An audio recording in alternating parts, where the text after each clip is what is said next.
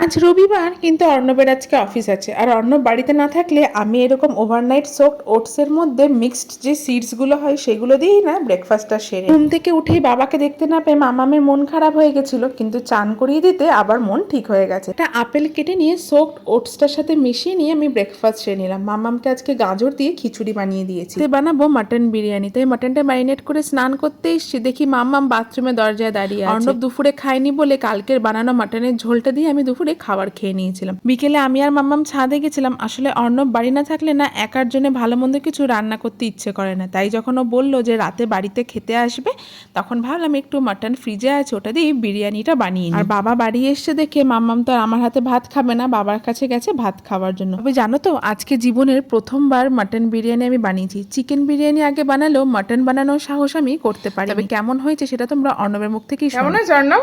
দারুণ দারুণ। তবে আসি, সকলকে টাটা।